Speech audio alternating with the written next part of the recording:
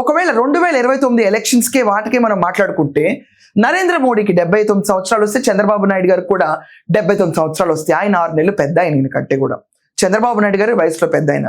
ఒకవేళ ఈ పాలసీలో కనుక చూసుకుంటే ఖచ్చితంగా చంద్రబాబు నాయుడు గారికి లేకపోతే నరేంద్ర మోడీ గారికి ఇద్దరికి మనం ఆలోచిస్తే కనుక పిఎం క్యాండిడేట్స్ కింద ఉండరు అని చెప్పి మనం ఆలోచించవచ్చు. కానీ ఎక్కడా కూడా వీళ్ళు నెక్స్ట్ టైం ఎలక్షన్స్లో పార్టిసిపేట్ చేయము అని కానీ మేము పిఎం కంటెస్టెంట్స్ కాము అని కానీ ఎక్కడ న్యూస్ రాలేదు.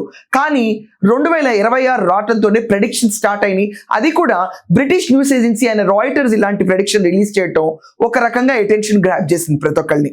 ఎక్కడ చంద్రబాబు నాయుడు గారు నెక్స్ట్ టైం నేను స్టేట్ ఎలక్షన్స్లో పార్టిసిపేట్ చేయనని చెప్పలేదు.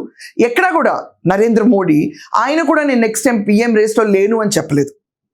లాస్ట్ టైం ఎలక్షన్స్లో చూసుకుంటే మోడీకి అనుకున్నంత సంఖ్యలు రాలేకపోయినా వాళ్ళు మెజారిటీ ఫామ్ చేయగలిగారు కాబట్టి, వాళ్ళు మ్యాజిక్ ఫిగర్ దాటారు కాబట్టి వాళ్ళకి ఈరోజు పిఎం క్యాండిడేట్ కింద మోడీ గారు ఉండటం అందరికీ తెలిసిన విషయమే. కానీ ఆయన ఎక్కడ కూడా నెక్స్ట్ టైం నేను ఉండను అని చెప్పలా. ఇలాంటి సందేహం లేని ప్రదేశంలో కూర్చుని ఈరోజు నెక్స్ట్ లెవెల్ ఎవరు అన్న విషయం పైన రాయిటర్స్ చేసిన ఒక వీడియో ఆంధ్రప్రదేశ్ కాదు ఇండియా మొత్తం ఒకసారి ఐబాల్స్ టర్న్ అయింది. మనం అర్థం చేసుకుంటే బీజేపీ సీఎం క్యాండిడేట్స్ అందరి ఏజ్ లిమిట్స్ కూడా మనం చూసుకుంటే 50 to 60 మధ్యలో ఉంది. వాళ్ళ ప్లాన్ ఏంటంటే న్యూ జనరేషన్ బ్లడ్ ని ఇన్ఫ్యూజ్ చేయాలి, ఫ్యూచర్లోకి 2029కి యంగ్ బ్లడ్ ఎక్కువ రావాలి అనే ఉద్దేశం కనిపిస్తూనే ఉంది.